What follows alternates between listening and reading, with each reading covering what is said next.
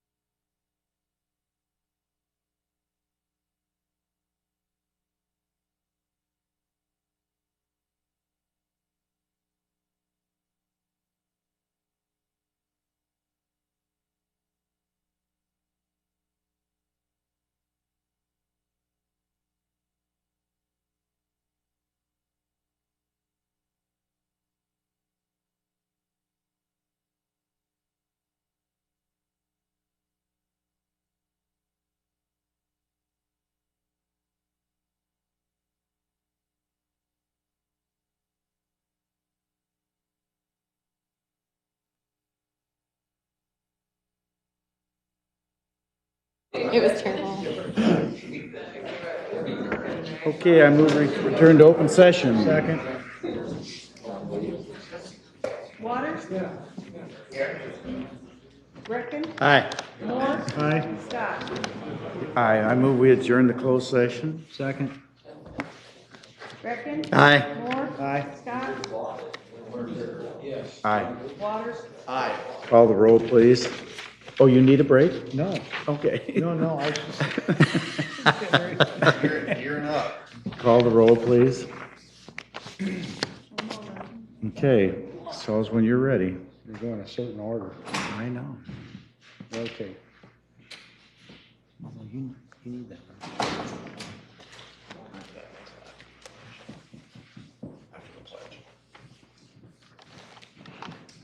Thank you. Waters? Here. Capron? Gretkin? Here. Moore? Scott? Here, can we stand for a moment of silent prayer followed by the Pledge of Allegiance, please?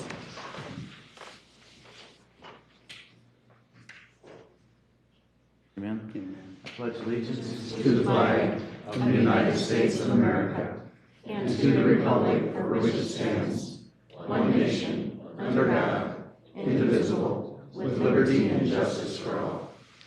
Al Sturgeon, please come to the podium.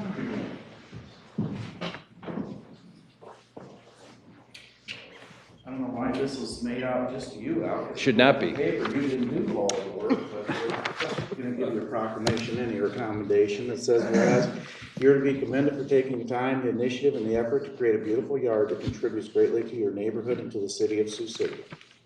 And whereas you should be proud of the work you've done and the beauty that you've created. And whereas we thank you for allowing our other citizens to enjoy your beautiful yard and for teaching by example the merits of beautification in a community. Now, therefore, I, Robert E. Scott, Mayor of the City of Sioux City, Iowa, on behalf of the City Council, do hereby commend Al Sturgeon for exhibiting pride and ownership in being named the recipient of the City of Sioux City's Yard of the Month. Thank you. You can introduce your partner, Helpman, afterwards, please. Jim has something for you. Well, thank you, Mayor. I appreciate it. You're right. The first name on here should be Teresa Wilson. The second name should be Al Sturgeon because Teresa probably does 75 to 80% of the work. At least.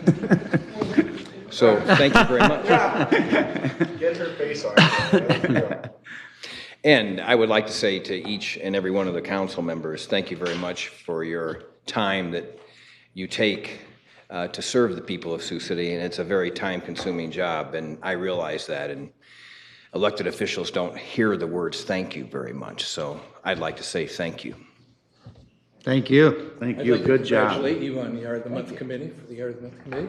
And we usually present a check at this point, but from the Neighborhood Network, but they're returning it back. Oh, okay, Okay. good. Yeah, good gesture. Thank Thank you. you, that's very nice. of you.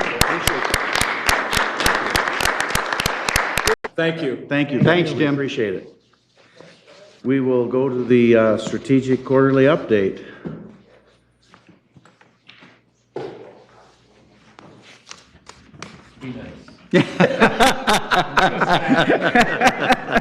What's that mean? We're gonna. We'll see. Pull it up here.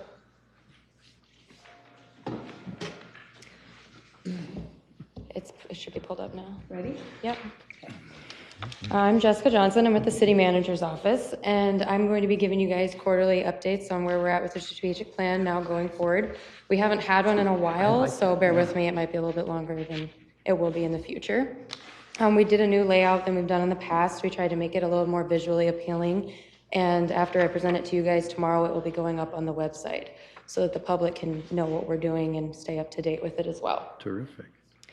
I created this update by talking to the department directors and letting me know where they're at in support of our 4 strategic focus areas with our current strategic plan, which are to grow Sioux City, promote Sioux City, enhance connectivity with citizens and businesses, and instill Sioux City pride. The first one I will touch on is grow Sioux City. Expanding endowment opportunities and growing Sioux City is a top priority for all Sioux City residents. And what we're seeing is our neighborhoods being brought to life. We have urban renewal. 2 active areas right now are in Jones Street and Rose Hill. We're seeing housing rehabilitation, public improvement projects, park programming for kids. We're also celebrating our diverse neighborhoods. We're seeing a lot of community activities, especially this summer. We had pop-up park events, hydrant parties with the fire department, movies in the park with Parks and Rec, and block parties. We're also seeing more housing opportunities. In 2016, we had the highest number we've had in the past decade with new construction. We had a total of 241 housing units built. We're also maximizing our potential. Projects downtown are creating an excellent environment for continued growth. Sioux City's reinvestment district alone is expected to result in $134 million in new capital investment. Another example is the growth we've seen on the historic Pearl Street. Promoting and engaging historic preservation in Sioux City is also an excellent way to maximize our city's potential. Some examples of that can be found on Virginia Street and Pearl Street and the Beacons building on Wesley Parkway. We're also encouraging growth through job creation and developing partnerships. One of the largest projects in city history, the $300 million Seaboard Triumph Foods plant, opened this month, and eventually when it's at peak, it will employ 2,400 people. We're also seeing development in Bridgeport West, Sunnybrook, Singing Hills, and Northern Valley Crossing, and along with other places. We're also working on constantly improving our amenities and services to maintain pace with our city's growth. Our transportation plan is one of those. Public transit has developed new stops and route variations to keep up with the city's changing communities. Sioux Gateway Airport has also added an additional flight to Dallas-Fort Worth in the past year. We're looking at a runway reconstruction project in the year 2020. And we're also working on public safety. Sioux City Fire Rescue and the Police Department have made several development or improvements the past year. To name a few would be the new paramedic engine company that got added to Engine 5 in the Singing Hills area, a new improved radio system.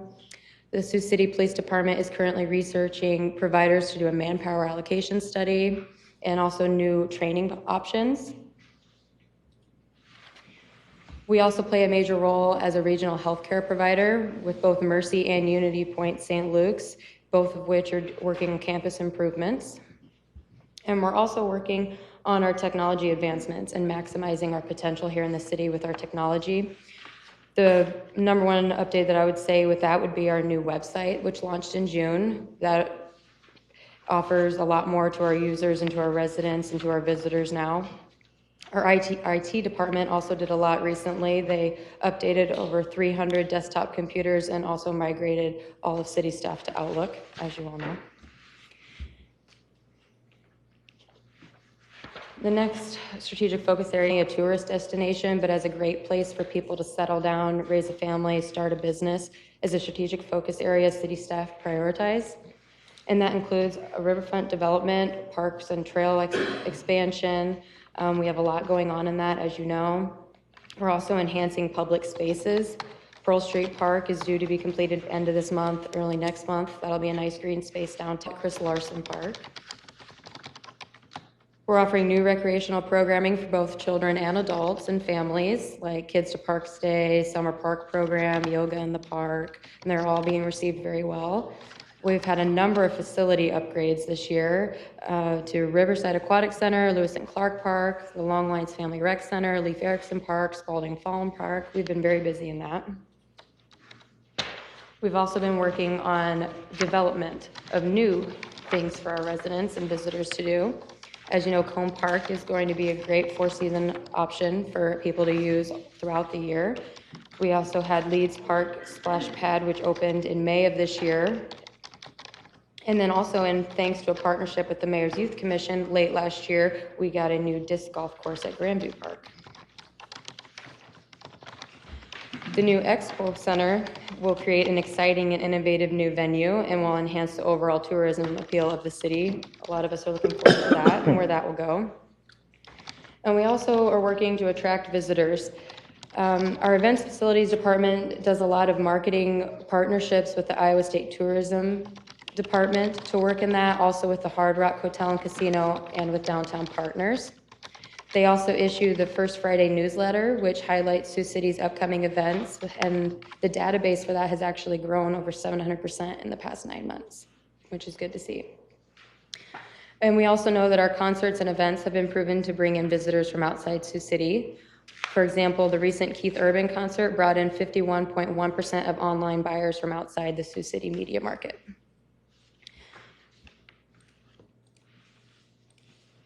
The Sioux City Arts Center will break ground on the Gilchrist Learning Center in the fall of 2017 and have plans to open that in 2018.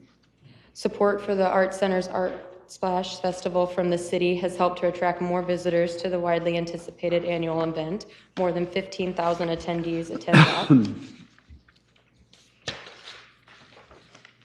The third strategic focus area is to enhance connectivity with citizens and businesses. The city of Sioux City wants to encourage resident engagement within their communities, and part of that is offering new programming. The library started a new program, the 1,000 Books Before Kindergarten. 3 children completed that this summer. As you guys know, they came here and the mayor presented them with a proclamation. The kids and their families really appreciated that. And it's good to get the youth involved. City staff also partnered with Keep Northeast Nebraska Beautiful in organizing an annual outreach event called Rivification for over 1,200 sixth graders. It had 11 interactive educational booths that focused on STEM projects. And we are also focusing on letting the citizens and encouraging them to have a voice in projects. For example, the Parks and Recreation Department conducted community surveys for Carlin Park and Cook Park to talk to them to see what they wanted in the parks. And community development is working on the comprehensive plan update. And we will have numerous upcoming public events for that. City staff from various departments participate in volunteer activities throughout the year, including Litter Dash, Art Splash, and many more. There are also a number of boards and commissions that Sioux City residents and staff participate in, including the new Seniors Advisory Committee, which formed in July of this year. The Mayor's Youth Commission is also very active in the community. These volunteers are all recognized at the annual Volunteer Appreciation Dinner, which is upcoming in October. City staff participate in the multi-agency effort Siouxland Street project that works for solutions to help eliminate and prevent homelessness. And our Sioux City Housing Authority continues to serve Sioux City citizens who have applied for housing assistance. And we continually work to build trust with our citizens, especially the fire department and the Sioux City Police Department. Fire Rescue offers several public outreach programs that have become highly successful. The Sioux City Police Department continues to advance public safety communication and to build trust with social media, community events such as Coffee with a Cop, and through a cultural diversity liaison. And we're working to improve our services for our residents, and that includes improving our efficiency of our procedures here internally and for our residents, and then also helping to educate the public on what it is we do and what's going on in the community. For example, Sioux City Utilities Department has begun offering tours of the city's water treatment facility to help provide some insight and education to the public as to what that department does. City staff also maintain more than a dozen social media platforms that we use employees that are working on all of these goals through empowering them and recognizing them. And one event that I'll touch on is the annual recognition event now that we will be holding for city employees who have reached a milestone year of service. The city has also actively worked with the Sioux City Growth Organization to sponsor a number of entrepreneurial events to nurture young professionals, including Launch Week and Entrepreneurial Week. And we are also working to connect with students. The Sioux City has partnered with the Siouxland Initiative to create a Director of Workforce Solutions position at the Siouxland Initiative to help grow the skilled workforce in Sioux City. And the city has also helped initiate the Intern Connect program to connect students with businesses. And the final one that we will, oh, right, sorry, I skipped a page here, is to instill, that's the wrong title. I apologize, I got thrown for a loop here for a second. The top shouldn't say promote Sioux City, it should say instill Sioux City pride. That's my mistake. So the final one I'll touch on is instilling Sioux City pride. Instilling Sioux City pride in residents will lead to expanded diversity, increased participation from our city's youth in all aspects of the city, and a more beautiful city. Sioux City, or the Mayor's Youth Commission, has been very active in our community, and Sioux City's Parks and Rec Department has partnered with them on numerous projects recently, including the tennis backboard at Riverside Park, the new Grandview Disc Golf Course, and the Cone Park Refrigeration Project. The Sioux City Police Department is now partnering with students from West Middle and North Middle to provide used bicycles to children. The students help clean up and repair the bicycles and then donate them to children in need. It's a great way to build relationships between the students and the police department. Recycling efforts have also increased from city staff as well as residents. One example is the glass recycling program in partnership with Ripple Glass, which kicked off in January of this year. Sioux City is also proud to host various tourists and events that come to our city. On top of the concerts, sports events, and other live shows that we host, we also host 2 premier national championships with the NAIA. In 2017, Sioux City was awarded the NAIA Championship Host Excellence Award for displaying excellence in all aspects of hosting a national championship. Hosting these events allows the city to showcase our community and athletes all over the country. Sioux City's Tourist in Our Own Town program continues to grow. It's a great way to show people what there is to do here in their hometown of Sioux City. In 2017, the number of passports completed was up 51% from last year, so that's great to see. And lastly, Sioux City is a home to a diverse population of which we are proud. And the Sioux City Police Department makes great efforts to establish liaisons in the community to help increase understanding and improve relationships. This year, they established a liaison to the LGBTQ community and participated in many community events. Do you guys have any questions on any of that? Yeah, I do. Okay. I'm a big intern guy, and I don't think our city really is a big intern group. How does a young person even know if we have intern positions, number one, because we don't advertise it very well, in my humble estimation. Number two, the reason somebody may want to actually stay in Sioux City is because they've been given an opportunity to see what they might be able to do. So I hope we're not necessarily interning with kids maybe from a college here that really live in Omaha. I'd like to think we would somehow intern with kids in our area. So how does a young person know you have an intern position open? It varies by department and funding. As an example, we had an intern in our Parks Department who we've used for Cone Park, and hopefully will transition into a larger role within our community at the completion of his internship. But in large part, it falls to funding available, and then we advertise them through our HR department. And I've actually been working, Janelle and I have been trying to get together to connect for a meeting because we're looking at, I was talking to her with opportunities to expand that too. So that we knew more about it, because I think even at the college, working with career services and talking with students, I don't think we tap that resource enough or capitalize on that, so. But I know. Well, I'd like to know how that works, because I think we don't use those positions enough, and it would seem to me it'd be money well spent, but anyway. The strategic plan update was well done, I will say that. There's a lot going on in Sioux City. This captures most of what we have going on. It's all positive.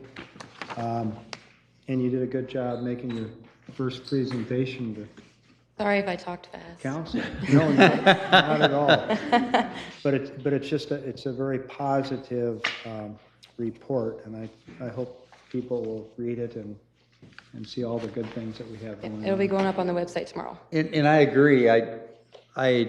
I appreciate the fact that you're going to put it on the website, but is there a possibility that we can print copies and have them available in City Hall so people, I think families can go through here and pick out quite a few events that they could probably have a lot of interest in, Yeah, I definitely think we Certainly could. yeah, I think it would be nice. I think if they had this in hand, it would help plan for some really good summers in the future. Yeah, we can certainly do that. Thank you. And I was gonna say, also great job, Jessica, and the one thing that I would follow up on is, can you make sure that maybe some of this is really pushed out in social media? Yep. That we at least coordinate an effort talking about some of these different projects. Like, I understand that sometimes social media is like what's happening right now, especially maybe on Twitter and things like that, but I think that this provides a lot of great content to really showcase the things that are happening, and obviously a couple different posts can just link to the strategic plan overall, but I think that if you're looking for content ever of what we can put on, I think you have captured a lot of great photos here that tell a good story, and so I think we want to make sure to be blasting that on as much social media outlets as possible. Definitely, we can do that.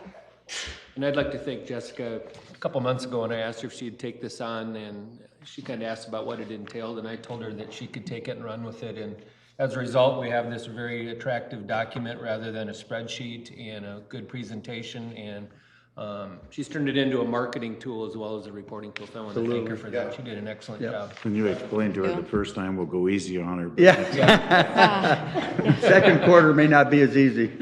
All right, good job. Thank you. Thank you. I'm gonna move the consent agenda, which is items, what are they today? 3 through 10G. Please come forward if you want to speak on any of these items as I read them. Otherwise, you can assume they pass unanimously. If you want to come up on an item that is not on the agenda, please come up under citizen concerns, always remembering to state your name and address for the record. I move the consent agenda. Second. 3 is a reading of the City Council minutes of September 18th, 2017. 4 is a request assessing unpaid skywalk operation charges against 622 4th Street, and we need a motion. I'll move to delete this. Second. Call the roll, please. Scott, Aye. Waters, Aye. Greckin, Aye. Moore. Aye. 5 is a resolution awarding a purchase order to Hogman Bus Company for one 176-inch light-duty ADA-compliant bus for transit. 6 are actions relating to street closures. A is a resolution temporarily closing various streets in the historic 4th District, September 30th, 2017 for Oktoberfest on 4th event. B is a resolution temporarily closing the west lane of Riverside Boulevard from the entrance of Riverside Park to Florence Avenue, October 14th, 2017 for the Tri-State Trails Charity Bike Ride. Mayor, can I ask a quick question? Angel? Yes. On the way I read this, you're talking about closing the west lane of Riverside. Yes, one lane, So I know there's 4 lanes on Riverside Boulevard, yes. 2 southbound, 2 northbound. So you're talking about the right-hand lane southbound traffic. Going northbound. They're going to be going against traffic. Correct. Okay. Is there anything that and traffic will be moving in the left lane going south? Correct, and what they usually do is have police there to help. Oh, okay. with directing the traffic and stopping traffic as they get onto the Riverside Drive. So, and there'll be signs to alert the motor vehicle Yes, traffic? right. They work with the DOT to have signage up, so yeah, they'll have all of that up there as well. Thank you. The East High Homecoming Parade and Staging. 7s are actions relating to agreements and contracts. A is a motion accepting the cooperative agreement with HUD in the amount of $49,600 for the Sioux City Human Rights Commission. I'd like to abstain on that, please. B is a resolution approving a contract to HCI Construction for the Zenith Water Facility Structural Preservation Project. C is a resolution approving targeted jobs withholding tax credit program withholding agreement with IEDA and Superior Industrial Mechanical Property at 613 West 7th Street. D is a resolution approving a contract with INA Construction for the Tyson Events Center Site Repairs Project. E is a resolution approving a project of Paragon Restoration for the Martin Luther King Parking Ramp Repair Project. F is a resolution approving a 2080 agreement with the Sioux City Community School District for the Clark Early Childhood Center Trail Addition Project. I need to abstain on that item. I have a conflict of interest, Mayor. I don't want to be critical of the school district, but we always get into these where we pay for everything. I wonder when they're ever going to pay us for something. This helps them more than it helps the city of Sioux City. This connects Country Club basically to the Outer Belt Drive Trail. That's all it does. But yet it saves them from all the students that they would have to pick up if this bridge wasn't there, because that shortens the walking distance for all the kids on the north and south end of Country Club Boulevard and that proximity. And it just bothers me that we seem to have a one-way partnership here. And I know you can't comment, Mr. Moore, I understand that, but, and I guess the rest of you think it's okay, so I'm gonna call for a vote.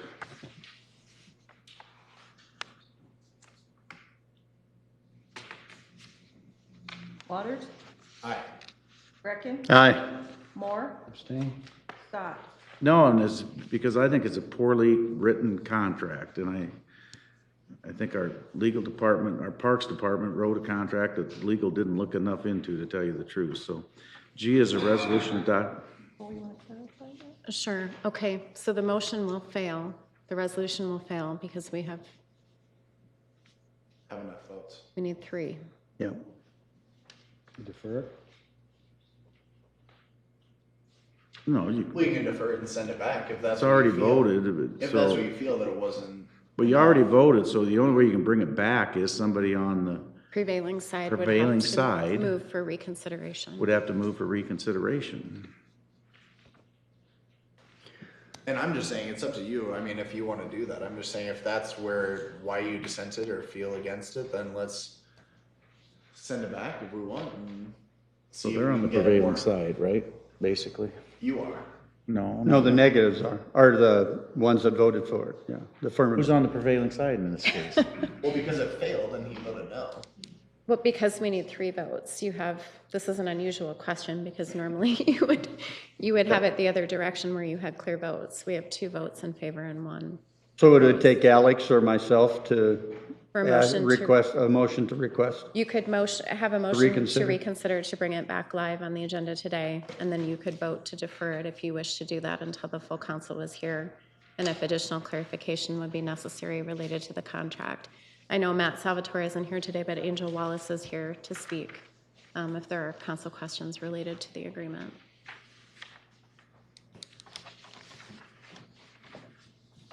Well, I'm fine making that motion and wanting to alleviate some concerns that maybe the mayor has and bring it back. If we can send it back to talk about the terms and send it to legal if it needs to be looked over or see what type of partnership can be created. Because yeah, I don't think we need to be in the business of just creating trails solely to help the school district connect those areas if it's all gonna be on our dime. But I'm also all about what everyone knows, and I know the mayor's been in support of that too. So I guess I would move that we can bring it back to the live agenda And then do I do the second part now, or I just move it back? The first step would be a motion to reconsider the item to bring it back, and then there would be a vote. And I'd second that. No, if I vote. Greckin, Aye. At the city attorney, I'll vote aye. Waters, Aye. Here's what I want to get. I want to know why the school board had a bridge there that got taken out, right? I do not know that answer. Yeah, they did. There's always been a bridge back there into that back area. And I just have a hard time if they needed they need this as much as we do, that they don't participate in this somehow more than $1. And for clarification, and I may not have the background related to this project, but I believe the bridge is already constructed, and this is for the addition of the easement that runs through the school property. Well, then why are we, so this is for the trail itself? This is for the trail itself, so the city would be paying to put the They trail. didn't pay for the bridge either, and it was, There was a separate 2080 agreement with the school district. but for that. did they pay for any of that bridge? Yeah, does Dave know?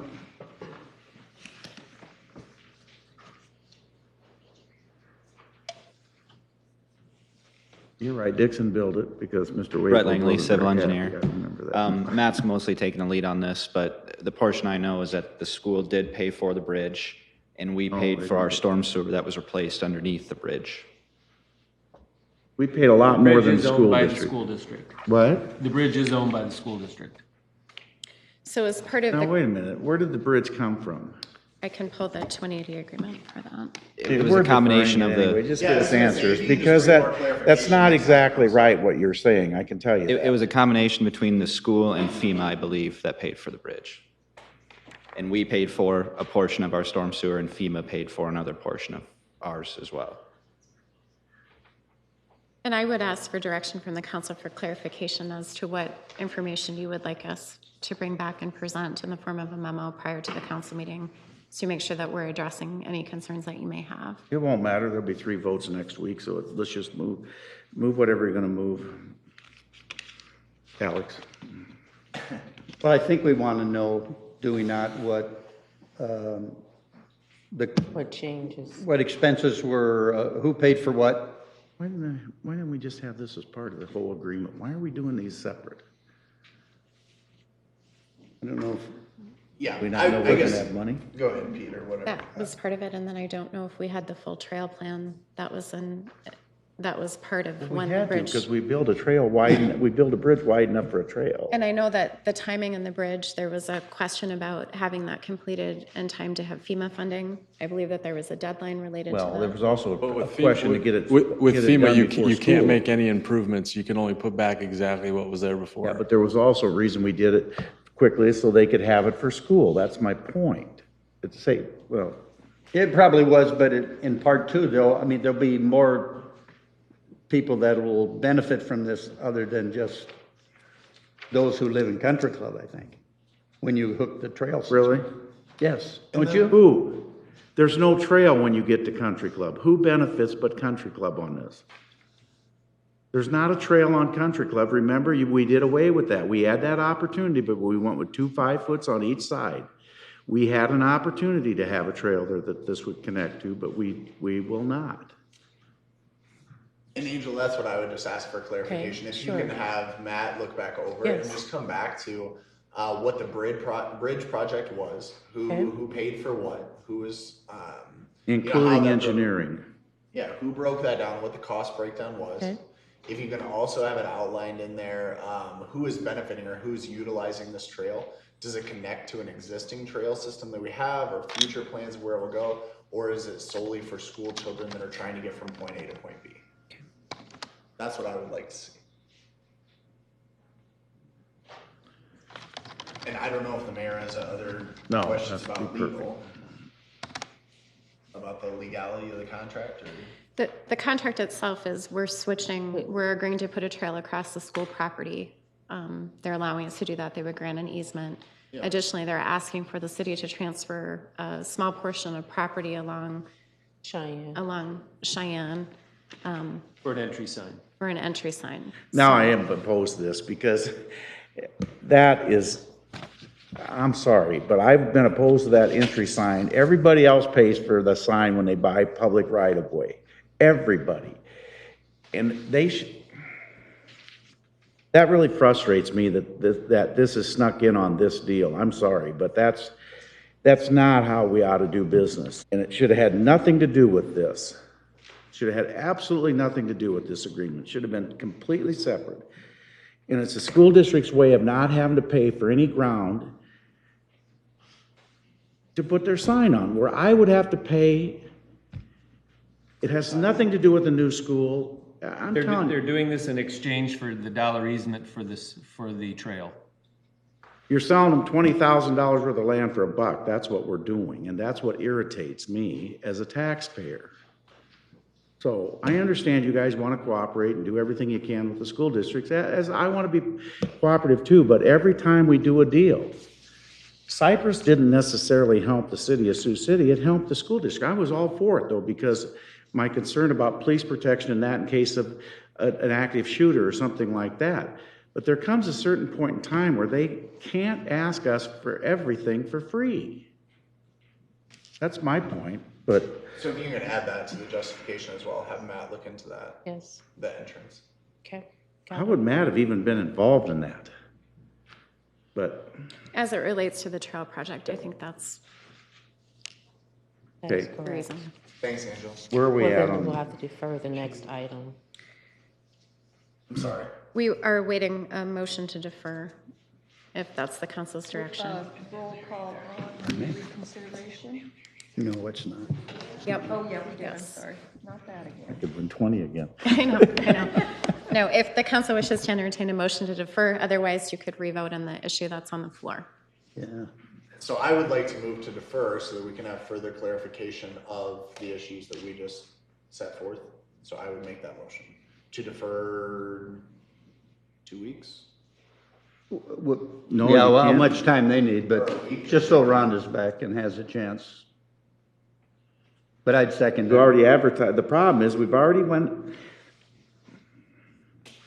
you probably gotta pass it today, because we've already got publication for the trail out there, right? No, The this next, sets the publication. Yes, the So we next- can do Right. both. The next one. the But next you're gonna item put is that trail adopting back. plans and specs, so those could be revised. Okay, but you're gonna put it back. I would ask engineering though for clarification related to that. I believe item 7G could be deferred. I'm just saying they probably already had it ready for publication tomorrow, right? You have it ready for publication tomorrow? We have everything put together and prepared, but we can defer and we can change the dates in the notice. And the project has an early start date of November of this year, but a late start date of April of next year, giving the flexibility of doing the project either this year or next spring. On the deferral, Either October 2nd or October 9th, that's 2 weeks. What date are we deferring to? So second is That's next Monday, That's 1 week. 1 week, yeah. is that enough time, Angel? Would you rather have 2? Can we get the October, Okay, October 9th. may we have the October 9th date, please? Yeah, that sounds good. I would move to defer to October 9th, please. Second. Moore, Abstain? Scott, aye. Waters, Aye. Greckin. Aye. G is resolution adopting plans and specification for the Clark Early Childhood Center Trail Addition Project. So do we need to move then to defer that as well? Yes. To the 9th? So do we have to make a motion to pull it?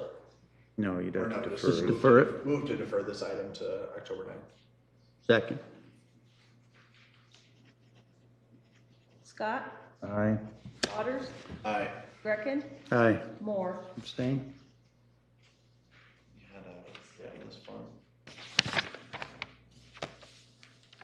Eight's an application for cigarette, tobacco, nicotine vapor permit. See the list, come forward if you have any questions. Nine's applications for beer liquor license. See the list, come forward if you have any questions. 10, a receipt of minutes. See the list, come forward if you have any questions. Anyone to be heard on any of those items? How are we? 9A, 1A.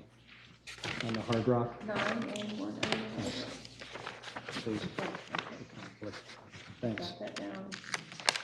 Am I hooked up to this? Waters? Aye. Greckin? Aye. Moore? Aye. Scott? Aye.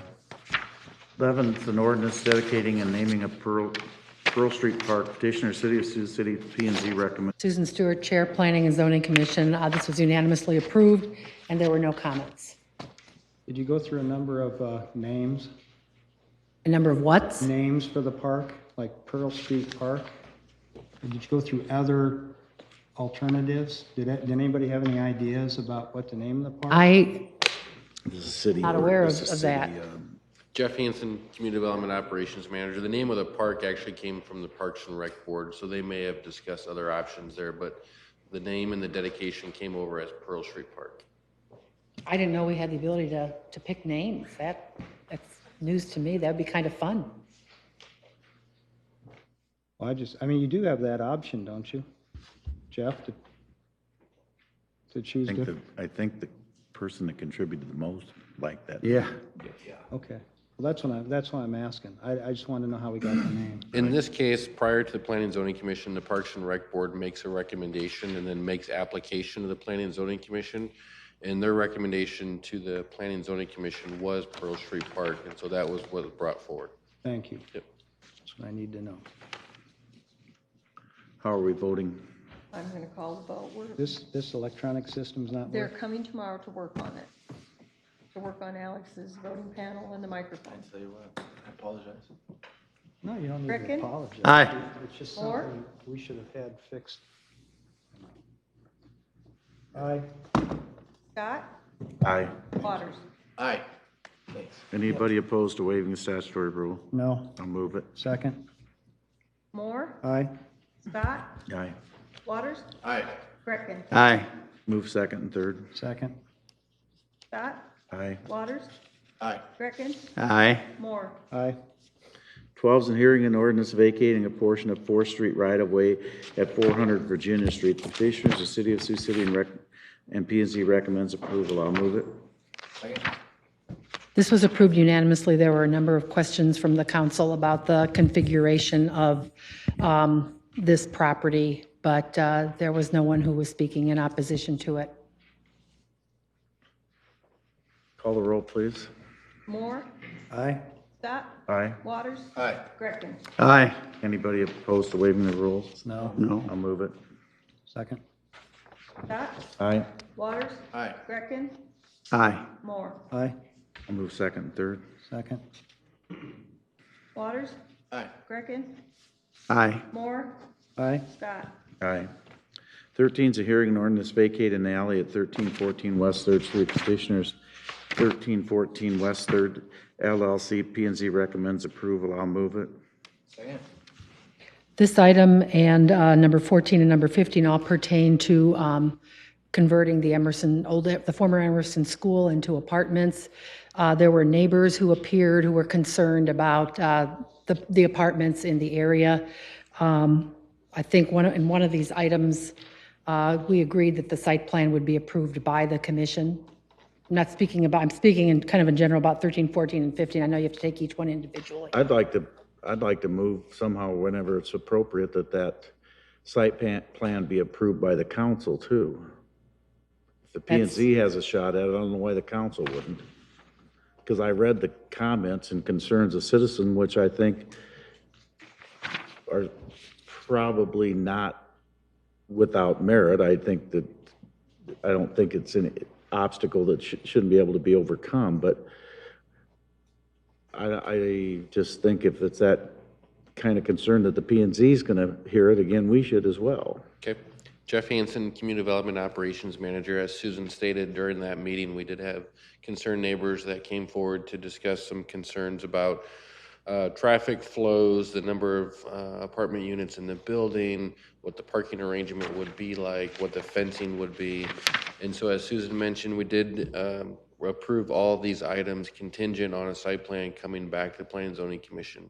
Normally under a new zoning ordinance, that could be done at the DRC level, which is the Design Review Committee, which we could approve it administratively if they meet all the code requirements. The commission has put this requirement on there, and I believe with the council's direction, we can have that come forward here as well. Under the new zoning ordinance, the commission's decision on site plans is final unless requested by council to be brought forward, or if there's an appeal for the site plan to come forward for city council. So I think it's gonna be a great project, but I think the neighbors have a right to know. I'd just like to We're clarify. really out here without a site plan, if you ask me. I don't know how we got this far without a site plan, but.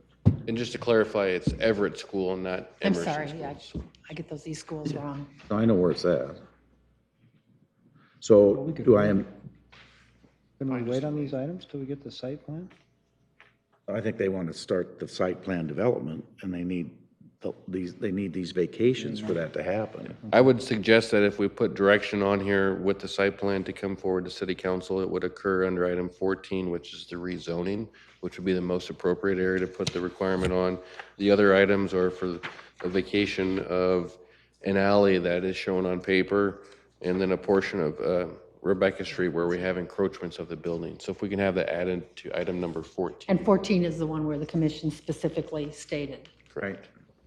Is anyone to be heard on any of these items? Hi, I'm Mindy Crook, 509 Walker Street, Woodbine, Iowa. We are the owners of the building and redeveloping the project, so we're here to answer any questions. I don't think we have any. I just think that, at least from my standpoint, from reading the comments of the citizens, I think that's a legitimate concern. I don't think like I said, I don't think there's anything that's going to deter from the project. I think you're going to make it work, but just to make sure, I think the council ought to take a look at it before it's finalized. I think it's a neat project. I hope the neighbors do too when they see the site plan. And Jeff, a couple of the people who opposed or had opposition to this item cited safety issues for children and crime, high crime. Will you, or who will, contact the police department and the crime analysis office and get information to confirm one way or the other if there's a spike in that neighborhood? We can do that. We've been working with the police department on a lot of our DRC items Yes. and seeking police input, so staff can do that. Anything's better in an empty school as far as crime goes. Well, I agree, and that's why moving, I think the project's a great idea. Right. I guess I'd want to reaffirm, because I know what my belief is. I'd prefer to reaffirm to people in the neighborhood that crime's probably not any worse there than it may be anywhere else. And I think crime is not a real big issue. We've had some things here lately, but for the most part, I think the police have things in check, and the people, the neighborhood coalitions are doing a great job. And maybe we need to get that information out, that it's not as bad as people think it is. Yeah, we would love to get the site plan done, and then we planned on meeting with the neighborhood association or the neighbors just to introduce ourselves, because we like to be an active role in the neighborhood and revitalizing neighborhoods too. So we agree that an empty building is not great for neighborhoods. So we look forward to redeveloping the building and family friendly. So I think that's a great idea, and there is a West Side Coalition that I'm sure would be very happy to invite you to one of their meetings, and the better everybody gets to know each other, the better things really seem to go, so. Yes. Thank you. And Jeff, one last thing that I would just clarify to Pete's concern of maybe when you're pulling those numbers. When I was reading the concern, I was reading it as almost when they build these type of complexes, they worry about an increase in crime, is how I was reading it.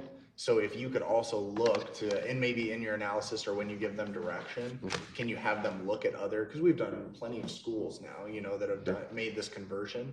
If you can look if there was an increase in crime, I feel it's going to be the other way.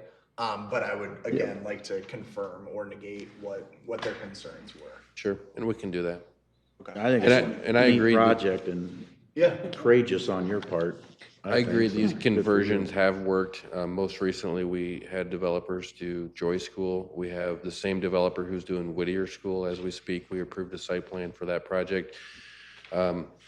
Working with this group here out of Woodbine, This is the same group that's also doing the Central Annex or the Aberdeen Apartments. And so they do have a commitment here in Sioux City, and I'm glad they've picked up another school to do a project. So we appreciate that. Okay, on the 13. Greckin, Aye. Moore, I think I played a very small part in this very early on. It's a real small part, but I better abstain for the record. Scott, Aye. Waters. Aye. Anybody opposed to waiving the statutory rule? No. I'll move it. Second. Moore, Abstain. Scott, Aye. Waters, Aye. Greckin. Aye. I'll move second and third. Second. Scott, Aye. Waters, Aye. Greckin, Aye. Abstain. 14 is a hearing and ordinance of rezoning 1314 West Third Street. The petitioner is 1314 West Third LLC. P and Z recommends approval. That was part of the trio, and this is the one where the site plan approval coming back to you is applicable. I'll move it first, then I'll amend it, correct? Or you can move it with direction. Okay, I'll move it with direction that after the P and Z approves the site plan, that it be forwarded to the council. Second. Call the roll, please. Moore, Abstain. Scott, Aye. Waters, Aye. Greckin. Aye. Anybody opposed to waiving statutory rule? No. I'll move it. Second. Greckin, Aye. Moore, Abstain. Scott, Aye. Waters. Aye.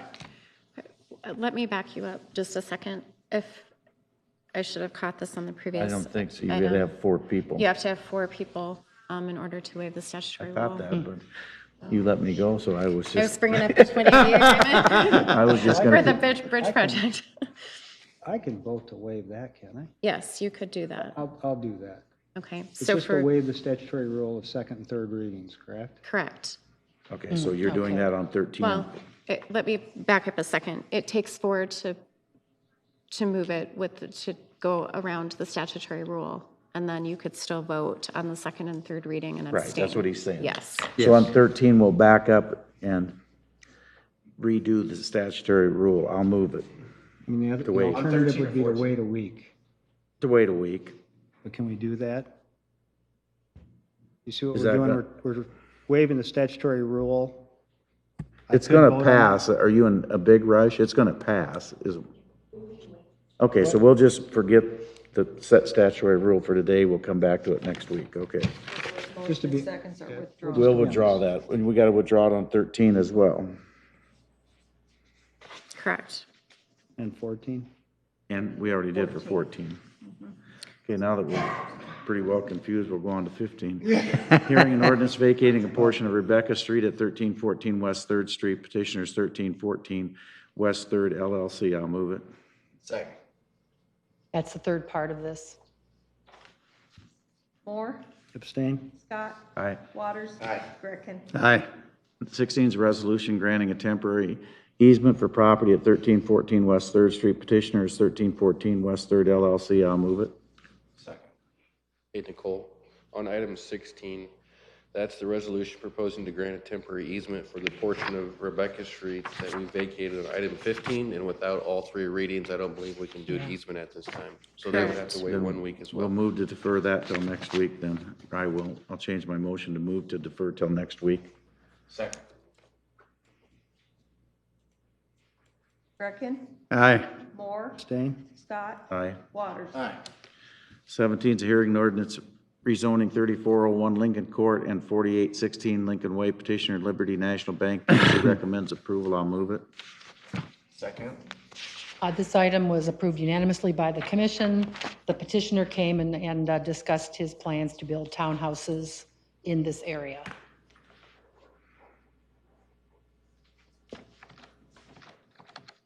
Moore, Aye. Scott, Aye. Waters, Aye. Greckin. Aye. Anybody opposed to waiving the statutory rule? No. I'll move it. Second. Scott, Aye. Waters, Aye. Greckin. Move second and third. Second. Scott, Aye. Waters, Aye. Greckin, Aye. Moore. Aye. Jeff, you might want to tell them we have some property across the street too. Just we'll get that one going again. Again, Don't you remember that? Well, we stalled on it. 18, a hearing and Oh. ordinance of 2611 Apache Court Petitioner Brown Wager. Approved unanimously by the commission. There were a couple of questions from commissioners, but no one spoke on the matter. Call the roll, please. Durkin? Aye. Moore? Aye. Scott? Aye. Waters? Aye. Anybody opposed to waiving the statutory rule? No? I'll move it. Second. Moore? Aye. Scott? Aye. Waters? Aye. Greckin? Aye. I'll move second and third. Second. Waters? Aye. Greckin? Aye. Moore? Aye. Scott? Aye. Thank you, Susan, Sorry. for your I report. do have the 28E agreement for the bridge project on the cost sharing arrangement, if you'd like me to detail that now, or if you want us to bring it back later. I'd like it brought back later. Okay, we can do it. 19 is a hearing and resolution approving plans and specs for the Gilchrist Learning Center project, 220 Pierce Street. I'll move it. Second. Call the roll, please. Scott? Aye. Waters? Aye. Greckin? Aye. Moore? Aye. 20 is a hearing and resolution accepting the proposal of Saltzman and Saltzman Management for purchase of land in the combined Floyd River Urban Renewal Area. Staff recommends a motion to defer this item until October 9th, 2017. I'll move it. Second. Scott? Aye. Waters? Aye. Greckin? Aye. Moore? Aye. 21 is a hearing and resolution concerning the appeal of Paula Hogan from a notice to abate a public nuisance at 1408 South Hennepin, deferred from August 21st, 28th, and September 11th, 2017. Staff recommends a motion to delete this item, and I will so move that. Second. We do. And just for clarification, a resolution has been reached with Ms. Hogan, and she's agreed to withdraw her appeal to the council. And she is present today if there are any questions. No, I got this. Call the roll, please. Waters? Aye. Greckin? Aye. Moore? Aye. Scott? Aye. 22 is a motion authorizing city staff to move forward with preliminary plans eliminating the bridge structure with the Bluffs Road Bridge project. Tell me what this is, because I'm totally confused by your memo. I'm sorry, because it looks like 3 different plans, but you really didn't say which one you were recommending, did you, or did I miss it? Recommending option 1. Yes, Brittany Anderson, acting city engineer. So this project is the Bluff Road Bridge project, previously known as the John Morrell Bridge. The bridge has been labeled structurally deficient, and we received Iowa DOT bridge funds to help support the replacement or rehabilitation of the bridge. We did bring on HGM Associates as a design firm for this project, and they have put together 3 concepts. One would be to replace the bridge in the current alignment. One would be to replace it in a skewed alignment, more lined up with the roadway crossing the railway. And one would be to eliminate the structure and complete a roadway connection into Stockyards Place to connect onto Cunningham Drive. So we do have a presentation to go over the project in more details, the locations, and the pros and cons of both. At this time, staff's recommendation would be to eliminate the structure just based on future maintenance of the structure itself, and this still allows for the funding to be utilized and connection to be made to the network.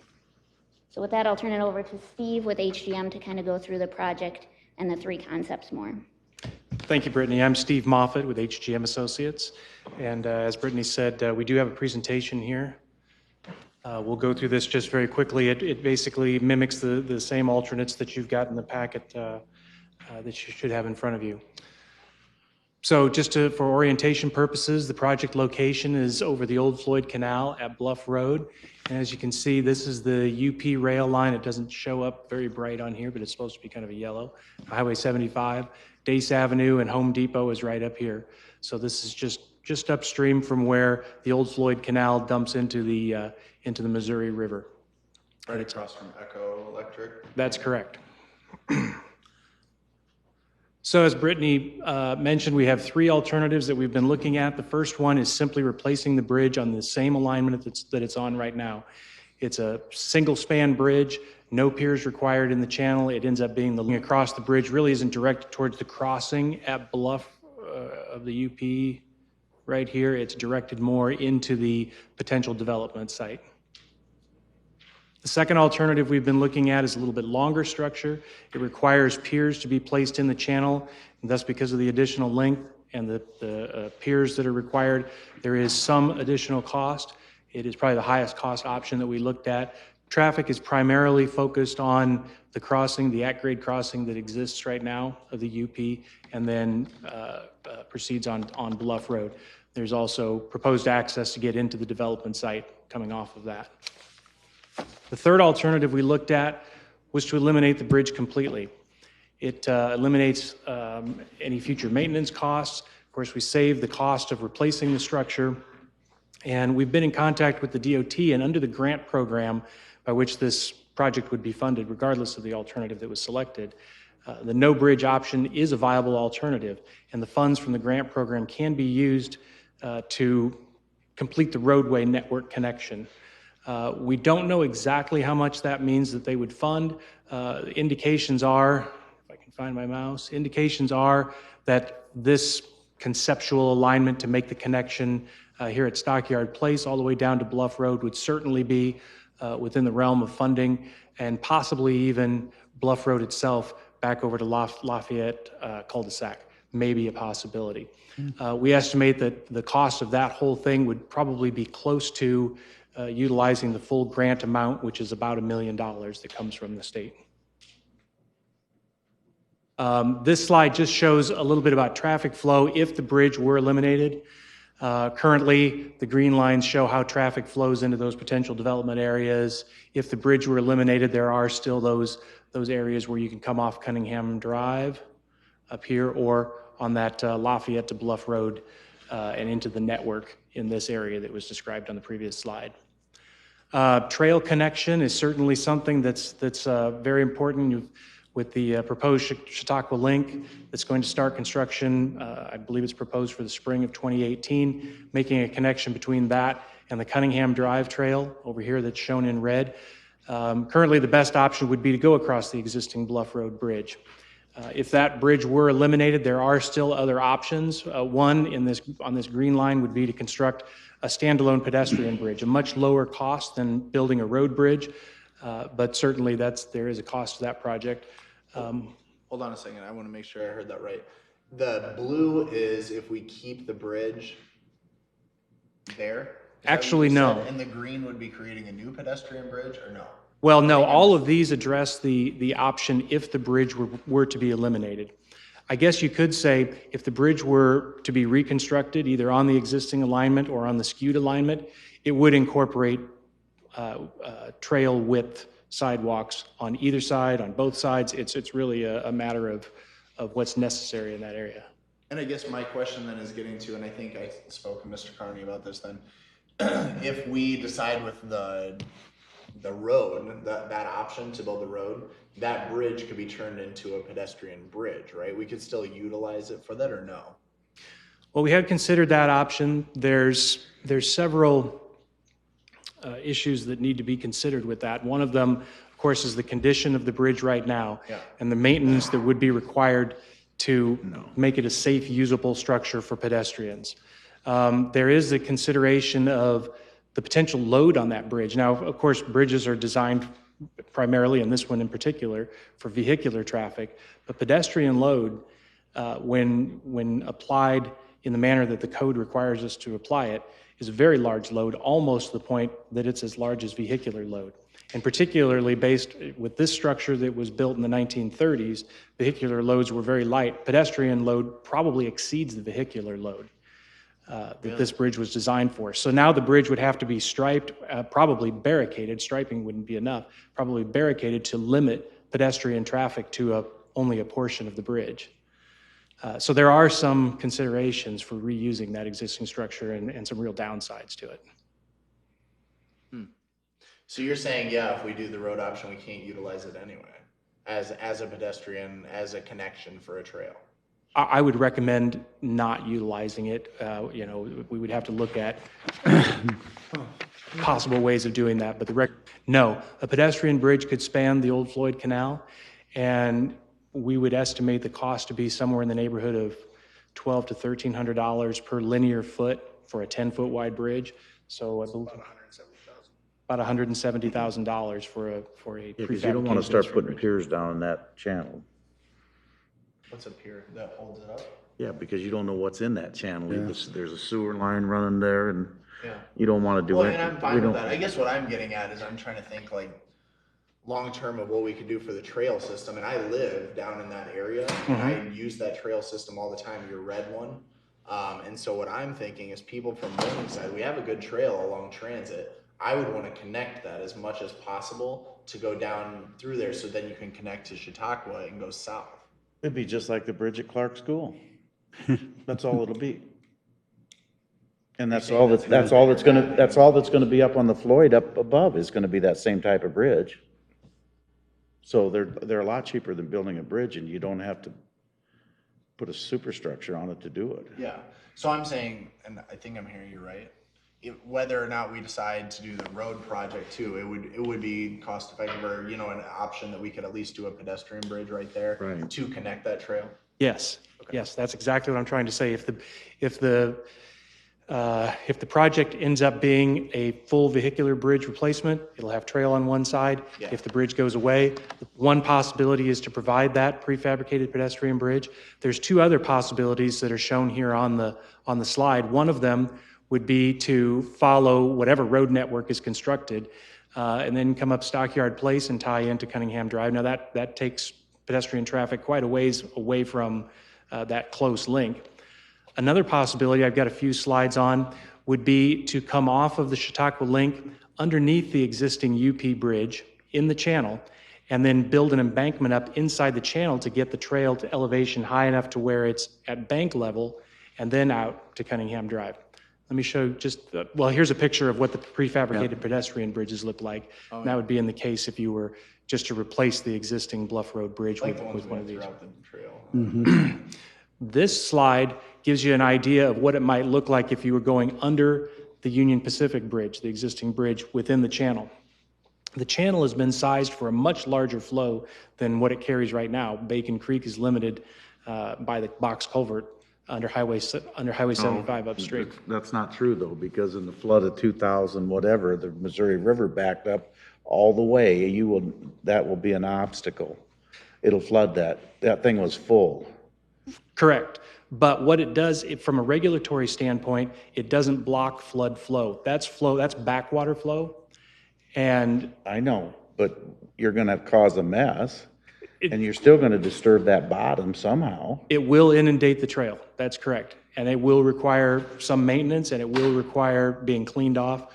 But from a practical standpoint, the flood of 2011 was a 500-year event.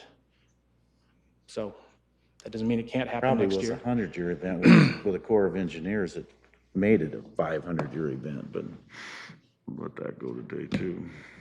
So the one thing that this does do, and I'm going to flip back just a couple of slides, if you'll notice the two alternatives in green and in purple, they both require an at-grade crossing of the UP tracks by pedestrians. And I don't have a lot of answers as to how UP is going to feel about that, but I would imagine it's not going to be good. So one thing that we do eliminate with the blue line is we're providing that crossing of the railroad tracks with a separated grade. Now the pedestrians and train traffic are not at the same grade. I'm so confused by this picture. Well, that's the only one thing you're gonna get billed from what he just said, because the UP is never gonna let you cross that track. Yeah, I get that. I'm just saying where your trail is or what this. Oh, okay. Yeah, Well, I the trail probably already should. runs, the one going down to Chautauqua, he's tying and coming back up is all he's doing. Yeah, that's right. Let's go back to the plan view. And if you look, we tie into the Chautauqua link right here. Yeah. We come up the channel underneath the existing UP bridge that runs right here. And then we follow along in the channel all the time, building up higher and higher until it gets to the elevation that the top of the channel is. And then it can go over here into the green space and tie in. Would that have to be extraordinarily long grade in order, I'm thinking like ADA, like, I mean, you're talking a long slope. It would have to be a right? long slope. There would have to be resting Inch to a areas. foot. But to be fully ADA compliant, yes. It'd be an inch to a foot or something, right? That's about right. I forget. I'm a bridge engineer, so I don't know exactly That's what what it the is. requirements are, yeah. That's what it That's is. possible, you're saying that. Yes, yeah. John Peterson with HGM also, I didn't introduce John. He just said it's about 240 feet to Yeah, make up that gives you about elevation 20 difference. foot down in there, so it's gotta be about that, Yeah. at least. Yeah. So does this slide make sense now? We would be, you know, this is the channel liner Yeah. right here. And so we would be building, basically putting fill in that's retained with a retaining wall. And the trail would be built on top of that.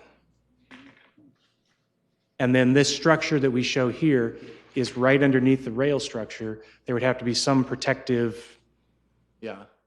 roof. Okay, I think I'm understanding it now. So But then what are you in gonna this put, a rail image- on the side then to make sure they don't go over the edge? Yeah, they'd have to be some type of rail or. And then this image, the trail is coming like at us out the picture. right? Yes. Yeah. That's right. Okay. That's right. And I think the next slide actually shows, it's not exactly the same situation, but it's very similar. If you look at the photo in the upper left, you can see this retaining wall and all of the fill that was put into, it's actually a railroad cut, so it might be kind of confusing. But basically this fill that supports the trail is also supported by this retaining wall. And this is what it would look like, very similar, as it went underneath the UP bridge. Bridge here, the trail going underneath, and then we've got a fence, a railing of some kind along the edge to keep pedestrians from going over that edge.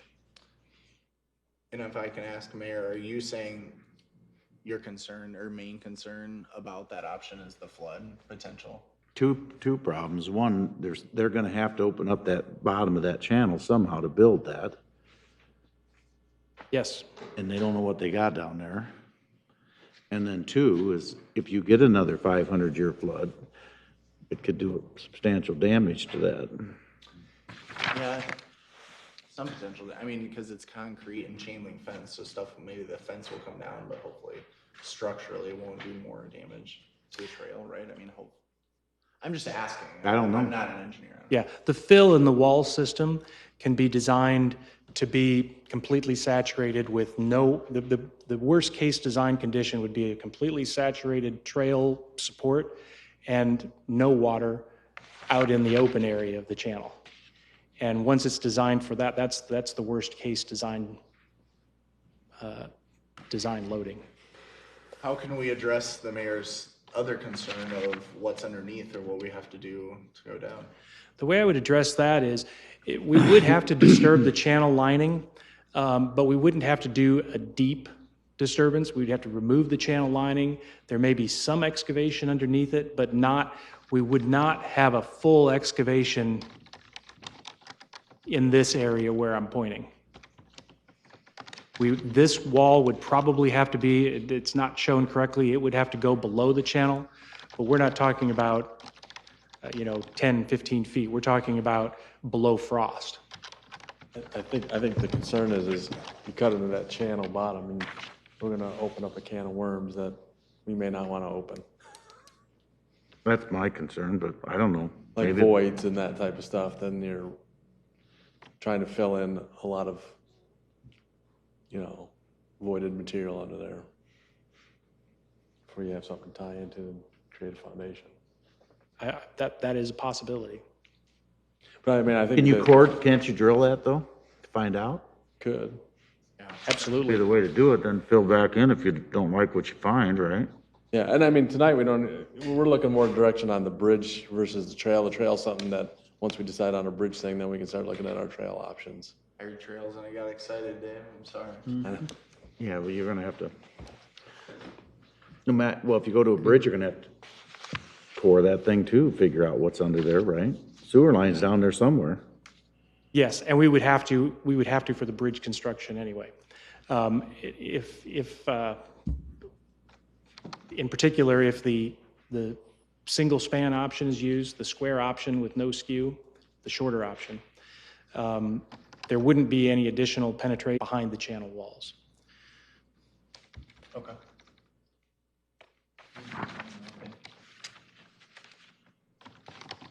Did the adjacent businesses give you input on this? Yes. We did, we had a hearing, or public information meeting on September 6th, and we got limited response from the public. So after the meeting, we also, we went and solicited responses from some of the neighboring businesses, and we ended up getting 4 responses. Cutchell Roofing, which is located right up here, just to reorient, here's the canal, here's the bridge location. They were located right up here at Cunningham and Stockyard Place. They liked the alternative with the shorter bridge. Echo Electric also had the same preference. They liked the shorter bridge that is on the same alignment that it's on right now. Versure Meats, they liked the alignment that was skewed, that pointed towards the tracks. And as you can imagine, that's where their truck traffic might, they would utilize that alignment, so that was their preferred. And then Sioux City Reload, they've got the property just right up here. They don't have any current plans for development, and they didn't indicate that there was any preference. That's all the public feedback we got. So the 3 existing businesses that are operating, they're saying they want the bridge. They all indicated that they'd like to see a bridge. 2 wanted alternative 1 and 1 wanted alternative 2. Yes.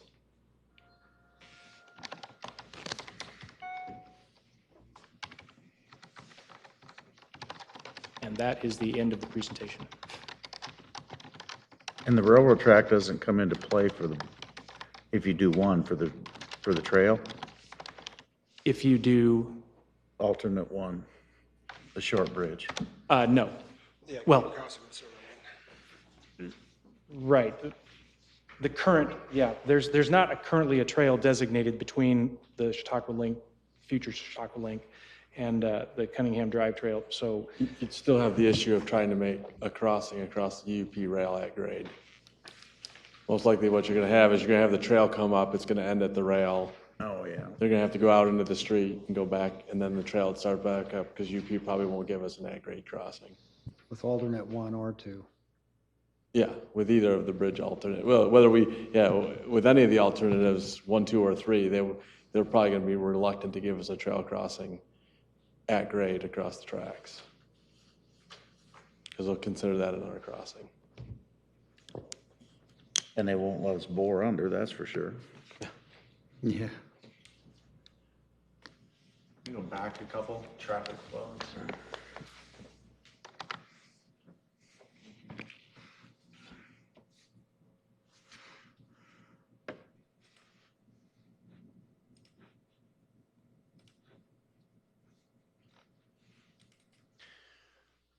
I'm curious how many vehicles we're talking are going to like Versure and even the other ones too. You know what I mean? I'm thinking about use and how often and. Versure was 16 a day. Yeah, Versure Meats indicated they had about 16 trucks a day.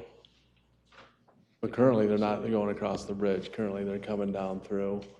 Yeah, they're not even, that's embargoed. Nobody's using Right, the bridge is embargoed, so they are not using it. Yeah. They're coming up through the west. Yes. Yeah.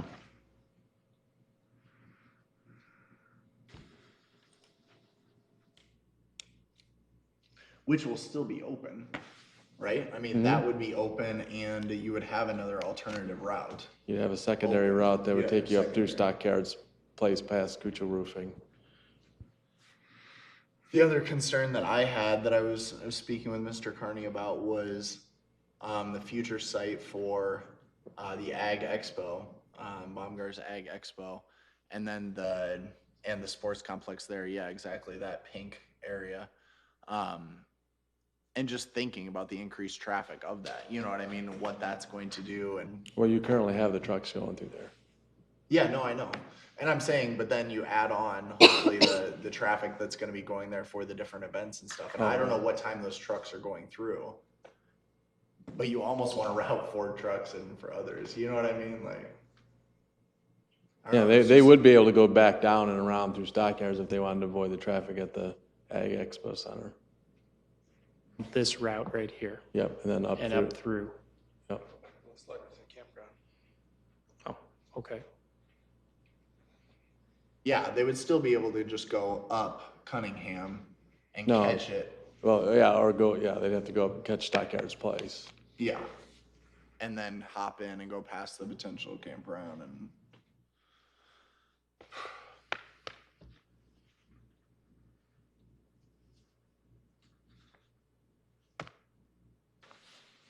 So Dave, you were recommending alternate one?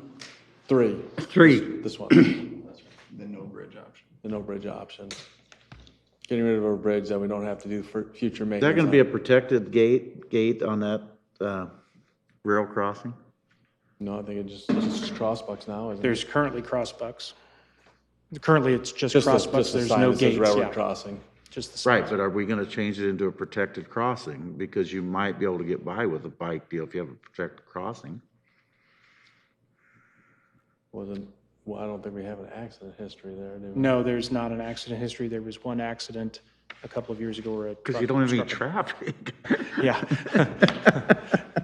Well, you're gonna have about the same traffic as you got. No, you're not. No, you're not, Dave. If you put that in there, those trucks are not, from Verschure's, are not going out the other way anymore. They're gonna come right through here. So you're gonna increase the traffic on that Well, road. yeah, so it would be with any option then. And if the ag center's successful, people are not all gonna go out that road out front. They're gonna go out the back door. The traffic's gonna increase. So, yeah, dramatically. but we'll have that traffic increase regardless of what option we choose, though. I'm not arguing that, but my point is, you might be able to make a case for an at-grade crossing on the bike trail if we put in a protected Oh, I see. rails, is what I'm saying. Yeah, I see what you're saying now. If that, if, I mean, that would be a small price to pay in the project if you, it'd be cheaper than doing what he's proposing to do with either a bridge or that ramp up. Yeah. So I guess I'd like to know that. And if the railroad would let us do that, if we paid for the crossing protection. Well, I'm sure they'd like the upgraded crossing. Well, but I want to make sure they're going to let us do a bike trail crossing. Well, They're not going to pay for that. That would be a and then- good trade-off, I can see it, yeah. Right. Because if they allow us a bike crossing and they get a protected crossing, didn't you show some that had the separated bike, where they had the, Oh, we talked about it. We didn't have a slide that showed it. What Dave's referring to is, and quite honestly, I'm not even sure what location. It was another one of the engineers at our office that talked about this. The separation of train and pedestrian traffic, but with a series of gates. If the track is open for train traffic, the gate comes across the pedestrian trail. And then when pedestrians push the button and there's no train traffic present, the gates open up and block the tracks, but open the way for the pedestrians to go through. And then when the pedestrians have gone, they keeps the close back pedestrian up. from wandering down the track? Right. Keeps it completely separate. And are there That'd be sensors? cheaper than anything else. Mm-hmm. And are there sensors then that it knows if the train's coming and doesn't allow them? Yeah, it works off the same sensor that the gate arms work off of. Oh, okay. That's interesting. I'd be all for that option if you could get that done. Oh, we can look into that. I mean, as far as the trail portion, but what do we want to do about we're more looking at what we want to do for the bridge. Well, I would do this option. I'd do the one he's got up if you can get that done. Do you mean the bridge removal option? What's that? The bridge removal option? Or, Yeah, I'd run the trail right along your road personally. I know that goes further, but I would run it along the road right there. along here? Yeah. See, and I'd be more in favor of the trail connecting through a pedestrian bridge right Well, there. then put a pedestrian bridge. Yeah. Put one in because but you still got to get across those tracks like they're talking about. Yeah, no, I agree. That's fine. I don't care about that, but see if they'll let us do that. Well, we'll get started on that. Well, and I'd like to see what the businesses would say, though, if they Well, the business, I mean, impacted them and they want alternate one.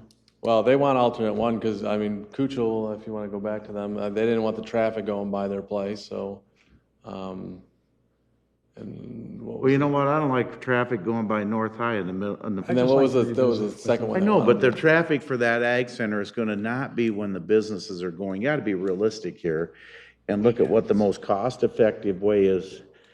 They're not gonna be adversely affected by that. It's not gonna be their hours of But operation. I'd like to at least have, maybe you had the discussion with them about no bridge and how the traffic flow would go. Did you get real detailed with them about that? Yeah, they've, Yes, these ones that responded, we did one-on-one and we sent them the public meetings and a presentation similar to this so they could see all of the options and went through what they, what they were, the same as we have tonight. Well, and I wouldn't think Echo Electric would have any matter. You're literally driving by their business. I mean, I'm happy they said thanks for the opportunity for input, because that's just what it was. It's not going to affect them at all. Right? I mean, am I seeing that wrong? I don't see where they would be going, that they would take that route. Yeah, it's not Yeah. gonna be. And then can you point out whether it's on this one or a different one? Can you go back to the Kutchel one? Thank you. And then can you run where that road would be? Is it that red arrow and then it just goes back? Well, yeah. So does it loop around their building? Yes, that's a current public road that loops around their building and connects into Cunningham. Can you show me with the mouse? yeah. So you follow Cunningham, He's looking at. follow ahead. Cunningham. Oop, It's Where fine. Kuchel is? But Down it across from Johnson Controls. they're right, this is Kuchel right here. Yep, and so what This I'm is saying is. that's a current public street right here and comes down and ends in a cul-de-sac. We're talking about extending it along this route and then connecting back into Bluff. Correct. And then where is their parking lot and their entrances? Is it right there, the lighter? Well, that's a pavement? question mark for Jeff. There's not much parking there. They haven't paved all of it yet, but anyway. They have a lot of equipment parked on the road. Yeah, they're not a retail No. business. It's No. not, yeah, they don't have, it's a, in fact, isn't this their warehouse where they store? They have an some- office there. Do they have an office? Yeah. Okay. Maybe this isn't a question for you, Dave, or whoever wants to answer. Thinking about future development of that area, and if you would go, like the recreation park or whatever you want to call that, what's the better option there? I mean, do you think that people would rather have the bridge right there to get into it, or would it rather be the road that would feed in? I'm sure the short drive of the bridge would be preferable, but I mean, I think that's a long-term, Yeah. I'm looking at it from the long-term maintenance of a bridge. If we can eliminate that, I think that's the best option for the city. Or, It's not a huge You drive. get rid of every bridge and every stoplight you don't need, because all they are is maintenance nightmares. Money pit. I get that. And you could also put an entrance right there on the north side, you know what I mean, getting into it just past Kutchel. I'm going to roll back just a couple of slides to show, yeah, that right there. You're talking about, Yeah, exactly. yeah. Just put the entrance right there then. Yeah, and whether this is a potential campground, a future campground, or if it's, some other developable property, by having the road over closest to the tracks, that maximizes that area. I'd like to wait until we have a full council to consider this. I'm not ready to Okay. go either way on it right now. no problem, we can I defer think to, this was good, this was a lot of Yeah, information. thanks for the presentation. It's been we'll helpful. defer 2 weeks. You don't have to come back for that one. Okay, in the meantime, we can look at, We'll start getting some information about the railroads. yeah, okay. We'll do that. From the We'll come back. railroads, you get Yeah, more we'll come back in 2 info. Yeah. weeks. Yep, I think that sounds good. Defer it? Yep. How long do you need to do 2 that? weeks. 2 weeks? Or you can just delete and they can put it back Put on it the back agenda. Mhm. I'll move to delete it. Either way, you're okay with that, Dave? That's fine. I'll move to delete the item. Why does that matter? Just out of curiosity.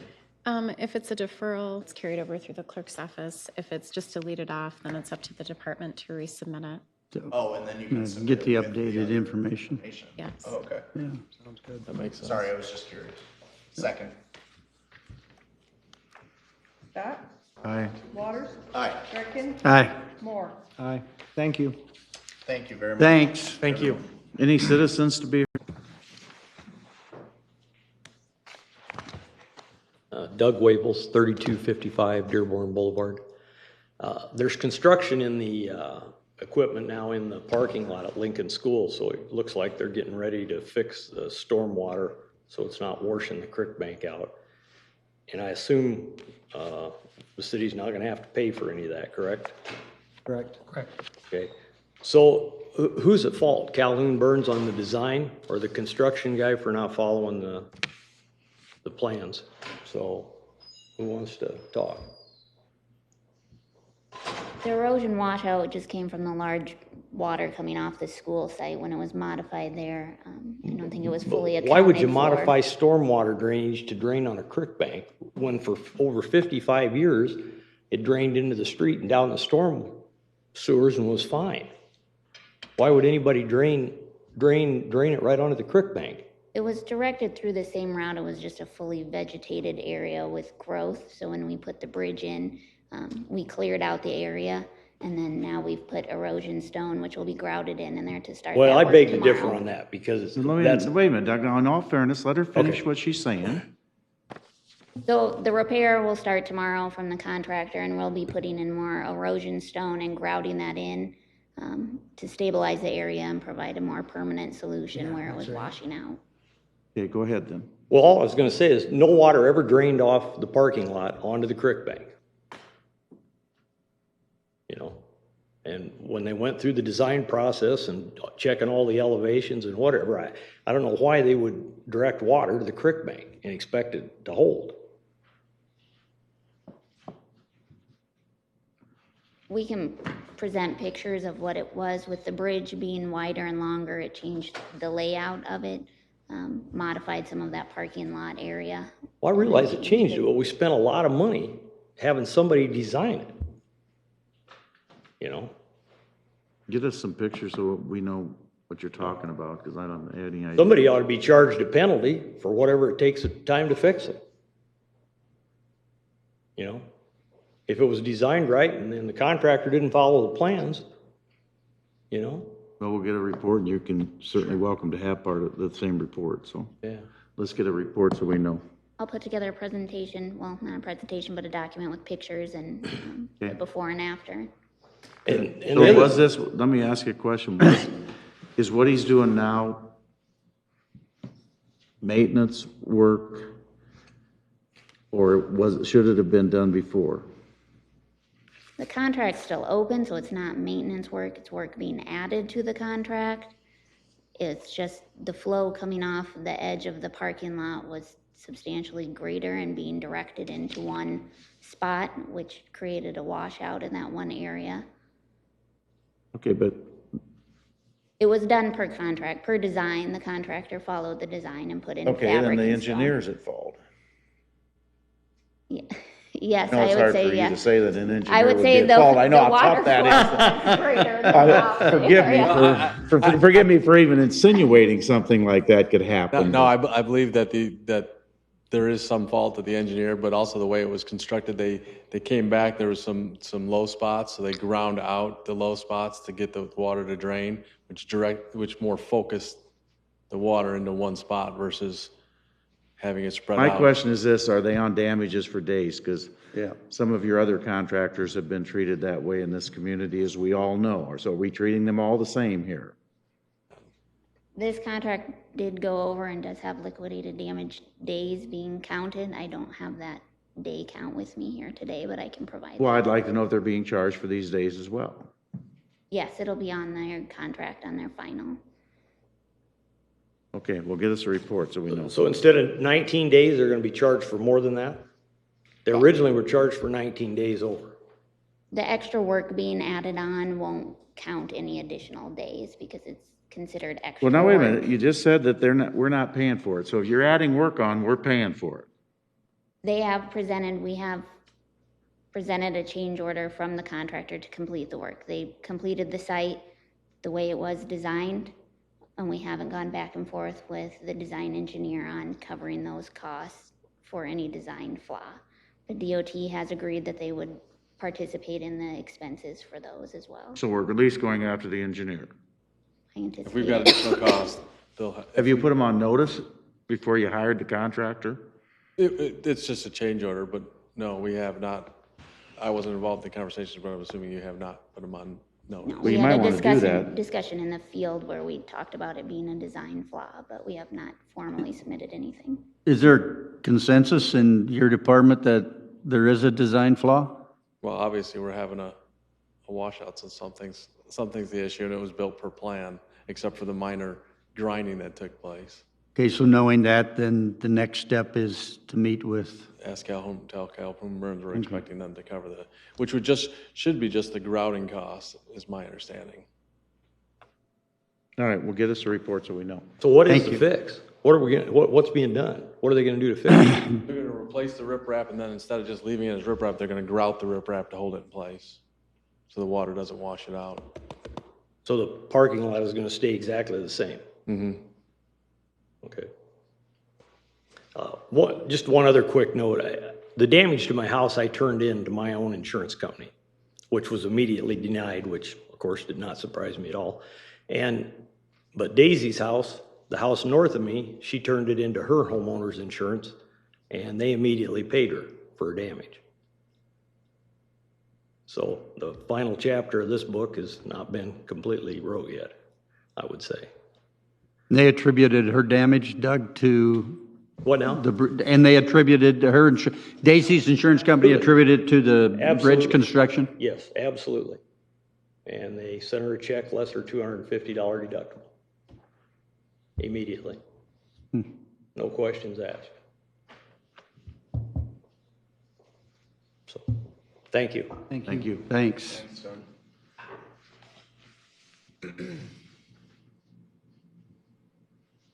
Good evening. My name is Joe Corey. I live at 4605 Correctionville Road, and I had brought up the situation where the traffic going through Correctionville Road from Green Avenue to Bacon Creek, I wanted to get it reduced. Mr. Carney did a speed study, and on the speed study, I called his associate this morning, and the average speed on Correctionville Road between those two areas where they were doing the study was about 28 miles an hour, average. And what he had told me is going east on the speed study, it was 28 miles an hour. Going west was 24 miles an hour. And that's kind of the average. I was trying to get the speed limit reduced from 35 to 30. And I'm having a little difficult time understanding the 85th percentile, which he's going to probably describe to you, because I don't understand it quite. But according to him, or their study, it comes out around 36 miles an hour to 39 miles an hour going both ways. And so the 85th percentile keeps it the speed limit where it's at. But my concern is that for the council is that it's not so much a speed study that I'm concerned about, it's a safety issue. Because we have people crossing the road, we have everything going on Correctionville Road. There's no other road in Sioux City like Correctionville Road. It's just unique because of what it is.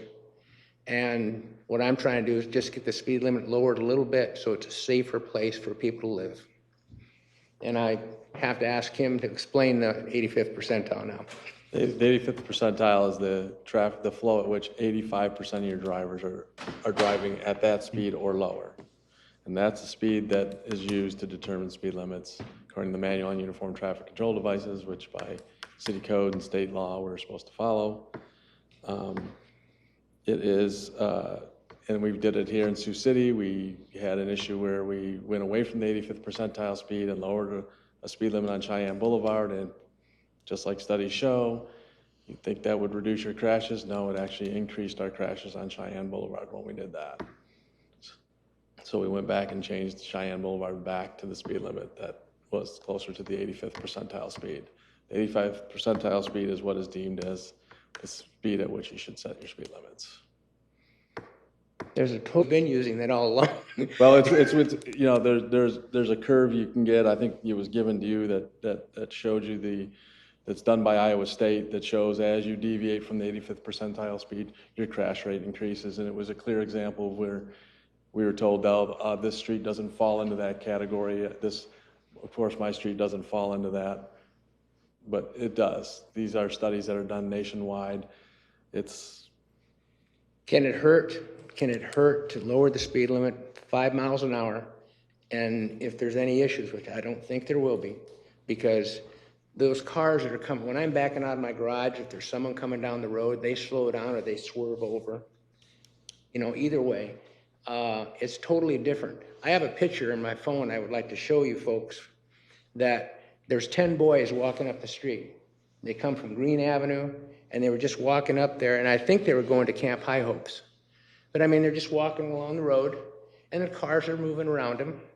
But it would be a much safer environment for people like that to lower the speed limit 5 miles an hour. And it's not a long distance. It's just from Green Avenue to Bacon Creek, because that's where most of the traffic is at. And he's probably right with the 85th percentile, but it doesn't apply everywhere. I state my case. I don't have any other way of explaining it, but it's just what I'm saying. And I asked the council, drive out there and look at the road.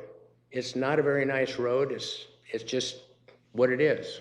I'm not asking to have it replaced, or there's no room for sidewalks. So it's just a road that people walk on and live on. And I've been living there over 25 years. And I'm just trying to get it a better environment for everybody that lives there. Well, for me, that's where the concern comes for me, you know, it sounds like the speed limit's kind of where it needs to be. I mean, to me, it sounds like the speed study, traffic study just confirmed that. Not when the speed limit is 28 miles an hour, average speed. Yeah, and so they're going well under the speed limit. Yes. Right? Yes. So That's why I want it low. I'm asking for the average, I'm asking it to have it lowered to 30. Yeah, the average isn't a number that we look at. It's the 85th. You want to you understand that 15% of your drivers are going to be violators. Yes. That's basically what you're looking at, is that 15% of your drivers are going to be violators. You lower it to the average, now 50% of your drivers have now become violators. Yeah. Because putting up a new sign, unless you have police presence out there 365 days a year, their speed is going to drive at the speed at which they feel comfortable driving. Well, that's what I'm saying. What I'm getting at is I think the speed limit seems to be where it's at, or where it needs to be. I think the concern is the lack of sidewalks or some other viable option there, because I agree with you. You have Bacon Creek, you have Camp High Hopes, people are wanting to go there and get there. That's where the concern is for me, but I understand that there's not a lot of room for that. You know what I mean? Once you say that, that's where the concern comes from me, is I wish there was an opportunity or an option for us to be able to put a place for pedestrians to be on that stretch of road. Well, you'd have to put it there all the way down Green Avenue also. I understand. And it's not feasible. And that's why I keep coming back. But the speed limit, I don't know. Go ahead, Bob. It's not gonna make any difference. People are gonna drive what they drive. We did this on Cheyenne Boulevard. It didn't slow anybody down. They kept driving the exact same speed. So we put it down and then they drive the same. What's our other solution? Because they're not even driving to the speed limit now on average. I mean, really, what's the solution? I gotta believe if the average speed's 28, most everybody's under 35. So what's the solution, Joe? Because there doesn't seem to be one other than lowering the speed limit. I'd vote to lower just to make you happy, but it's not gonna change anything. It's not gonna change one thing. Yeah. Well, Pete knows better than I do, but it's not gonna change one thing. Old retired cop's point of view, Joe, really, Dave's right when he says unless they're there, I won't say 365 days a year, but they have a consistent presence. And if they do that on a regular basis, I'm fairly confident that they have what I've said a number of times in the past, this marvelous capacity. If there was a consistent traffic enforcement effort, and I know that they will do that, and I don't know how much you've talked to them. The sergeant in the traffic unit is Sergeant Jason Allen. And Jason is a very good young man. I know with your cooperation in terms of, and I think you had a pretty good idea, early morning or late afternoon or mid-afternoon? No? Somewhere in there. Somewhere. But there is something, a new factor to put in here that when you're talking about the presence of law enforcement, is that my neighbor across the street from me is now in law enforcement. Yeah, but his squad car in the parking lot won't scare anybody. Sometimes it does. It might get them to slow down once they see the car and The step on average the brake. person is going 28 miles an hour. How are you going to change behavior because they're already under? My thought. Well, yeah, but that's, you're talking about the 15% that isn't. I'm suggesting you eliminate the problem with the 15% by having a regular, consistent enforcement. Well, I wish, again, I'm going to tell you this. I wish then if you're going to do that, you come up to 41st Street every morning when the North kids are going to school. Because I guarantee you, they're speeding like crazy going up there. You take your life into your hands backing out. You know what? It's a fact of life. I live on the road, and we go when we know the traffic can go, and we live with it. Because we cannot have a police officer on every corner every day. So, but maybe good argument for speed cameras. I was just noticing that, you know, if you put 35 miles an hour on a sign, that's what people, you know, that are gonna, in a hurry or where they're gonna do that or more. But if you put 30 on it, hopefully it'll change things. I know it's like, it won't, but. It didn't. Let me tell you what, my street when it was gravel was 45. It's, I think, 30 or 35 now. They still go 45. Thankfully, it's paved rather than gravel, but. I must have missed it. Who gave you the average? How did you determine that? Eric Jones did. Eric Jones did a speed study out there. He had counters at 3 different locations along. Recently? Yep. A couple weeks ago. What kind of volume and traffic did they have? I didn't bring the raw data okay. with me, but it was a couple thousand, I think, daily. But I'd have to go look it up. But yeah, he had 3 different locations. They were all right in the same ballpark. The pace traffic was right around 35 miles an hour, which is the bulk of what your traffic is. There was some glitch, which another reason that seemed that there was a lot of cars that were being reported on the low end, like the 10 to 15 mile an hour range, which something didn't seem right with that. Yeah. So that's kind of normal. That wouldn't mean to me either, I guess. Yeah. So there was. So I think if we redid it, you might actually see that 85th percentile peak up a little bit, but I think it's. I disagree with him. There is a lot of people that just drive slow down that road, and it's because of the condition of the road, and. So anyway, I think I've used my 3 minutes, but. Thanks, Joe. I do have another subject I want to talk about, and I'm sure there's other people that want to say something, I think, but I have something else I want to talk about too, but it's a different Well, make subject. it quick, let's go. Tree encroachment. I have a camper, and I've contacted Mr. Bach, Kelly Bach. Is he here? Anybody from that department? No, he's not here. Okay. I left a message on their voicemail this morning to let them know that I was going to be here, but there's a lot of trees encroaching Correctionville Road where I live, and going from where I live to Greenville on the right-hand side, and this has been like a 2.5 month deal, and I'm unable to get these trees. There was one person that has a large area through there, and he took care of that.